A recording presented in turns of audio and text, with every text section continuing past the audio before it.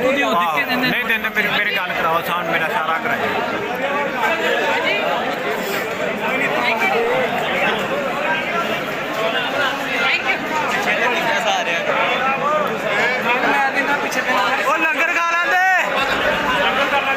बूहे बारियां भी होण ते बूहे बारियां चो लंघ आवे दोस्ती ते प्यार ते बूहे बारियां चो लंघ आवे दोस्ती ते प्यार साडा मेल जोल होवे यारो ओ साडा मेल जोल होवे चले वणज वपार। ए जो मैं गल कीती है ए हरेक दा सुपना साकार कर दी है भाई। जदों वाजपेयी साहब इत्थे प्यार मुहब्बत दी बस लेके आए सी ते दोवें पंजाब पब्बां भार हो गए सी कि नहीं हो गए सी? सारे खुश सी, सारे खुशियां मनाउंदे सी। ओ क्यों? क्योंकि एक तांग है। और अज मैं इत्थे खड़ो के कहना कि जिस तरह के तुहाडे वजीर आजम ने, जिस तरह की उन्होंने दानिशमंद सोच दिखाई है, वो इस पुकार नूं भी सुनणगे। ये जिहड़ा स्पिरिचुअल रिलीजियस टूरिज्म है, मेडिकल टूरिज्म है, ये देशां दे मुकद्दर बदल सकता है। मैं कहना कि जिहड़े साडे हिंदू मंदिर ने, जिहड़े आस्था दे पुंज है, वो भी खोले जाण। वो दानिशमंद है, वो परमात्मा की मेहर नूं समझदा, उन्हें इस गल नूं भी समझना। तो मैं तुहानूं कहना कि अगर साडी तिजारत खुलदी है, अगर साडे होर लांघे खुलदे ने, और गुरु दा लांघा असंख्य संभावनावां दा लांघा है। वो यार साडे कल्चर एक ने, साडी जबान एक है, साडे पहरावे एक ने, मां बोली पंजाबी एक है, ते होर साडा टौर टप्पा भी एक है। क्यों? दो करम घट तुरना पर तुरना मड़क दे नाल। क्यों? ठीक है ना? ते फिर भाई ये दूरियां मिटाउण दे वास्ते व्यापार खुले। भाई लालो ने किसान इधर भी ने ते किसान उधर भी ने। ते मैं तुहानूं ये कहना चाहुंदा कि 92 च डीजल की कीमत हिंदुस्तान दे विच 5 तो 6 रुपये सी, अज 100 हो गई, 25 गुणा वध गई। ते उत्थे कणक की कीमत जिहड़ी किसान दी है वो सिर्फ 5 गुणा वधी है। कॉस्ट ऑफ प्रोडक्शन 25 गुणा ते फसल की कीमत 5 गुणा।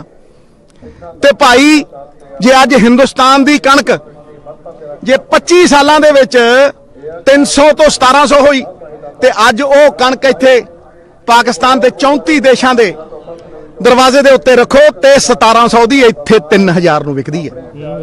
एक दिन च जिहड़ी 30 साल च होई इत्थे एक दिन च हुंदी है। ते 3200 दी जीरी, 3200 दी जिहड़ी बासमती है इत्थे 7000 नूं विकदी है। 7000 नूं 5 रुपये का मटर इत्थे कदे 25 टुटिया नहीं। 3 रुपये का टमाटर इत्थे 50। ते इदू वड्डी केड़ी मार्केट है भाई? इदू वड्डी केड़ी मार्केट है? इदू वड्डा केड़ा साडा समृद्धि का द्वार है?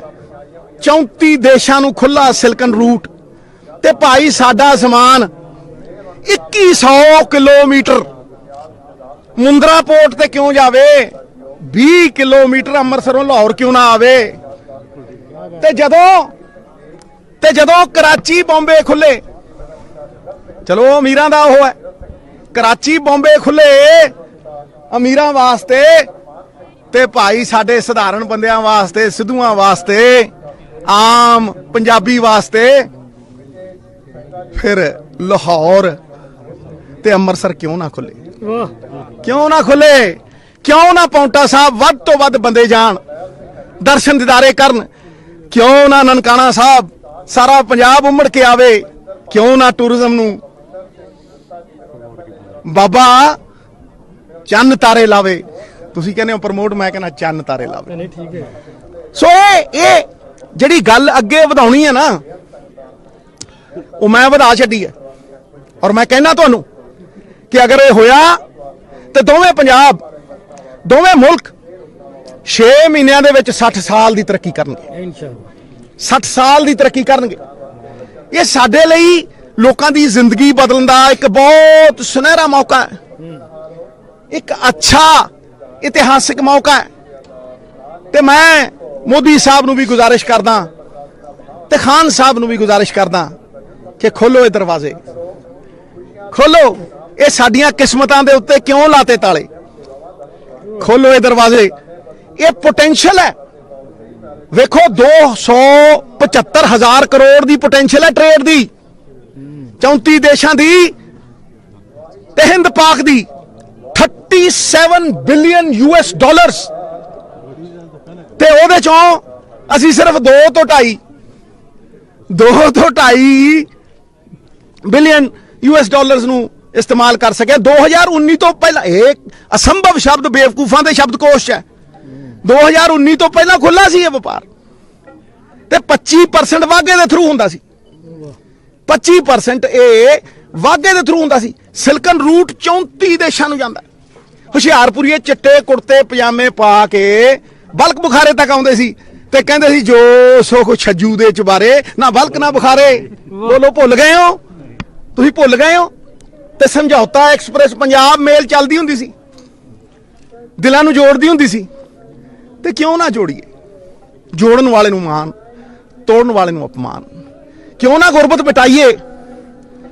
ਕਿਉਂ ਨਾ ਲੋਕਾਂ ਦੀਆਂ ਜ਼ਿੰਦਗੀਆਂ ਦੇ ਵਿੱਚ ਇਕਨੋਮਿਕ ਪ੍ਰੋਸਪੈਰਿਟੀ ਲਿਆਈਏ?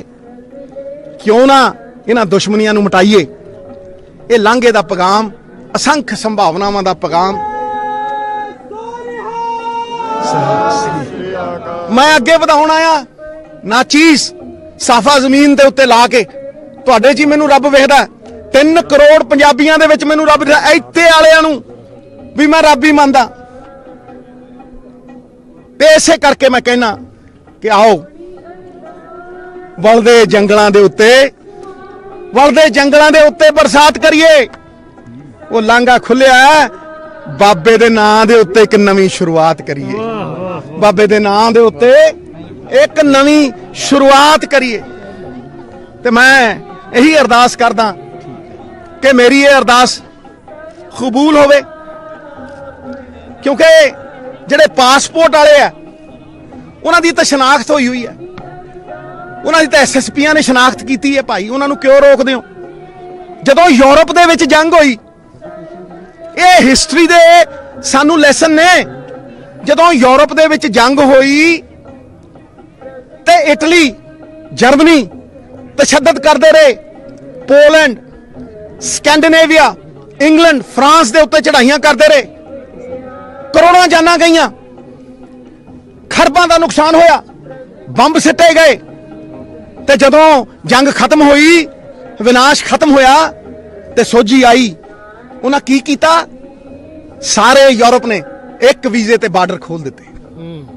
ਤੁਸੀਂ ਪਾਸਪੋਰਟ ਵਿਖਾਓ, ਇੰਗਲੈਂਡ ਤੋਂ ਫਰਾਂਸ, ਫਰਾਂਸ ਤੋਂ ਆਸਟਰੀਆ, ਆਸਟਰੀਆ ਤੋਂ ਪੋਲੈਂਡ, ਜਿੱਧਰ ਮਰਜ਼ੀ ਜਾਓ। ਬਰਕਤ ਆਈ, ਇੱਕ ਕਰੰਸੀ ਬਣਾਈ ਯੂਰੋ। ਅੱਜ ਉਹ ਤਗੜੀ ਜ਼ਬਰਦਸਤ ਕਰੰਸੀ। ਤੇ ਭਾਈ ਉਹ ਏਸ਼ੀਆ ਤੋਂ ਸਾਡੇ ਤੇ ਭਗਤ ਸਿੰਘ ਸਾਂਝੇ, ਮਹਾਰਾਜਾ ਰਣਜੀਤ ਸਿੰਘ ਸਾਂਝੇ। ਔਰ ਮੈਂ ਤੁਹਾਡੇ ਰਾਹੀਂ ਇਹ ਸੰਦੇਸ਼ ਬਾਬੇ ਨਾਨਕ ਦੇ ਫਲਸਫੇ ਦਾ ਪਹੁੰਚਾਉਣਾ ਮੇਰੀ ਕੋਈ ਔਕਾਤ ਨਹੀਂ, ਮੇਰੀ ਬੰਦਗੀ ਹੀ ਮੇਰੀ ਤਾਕਤ ਹੈ।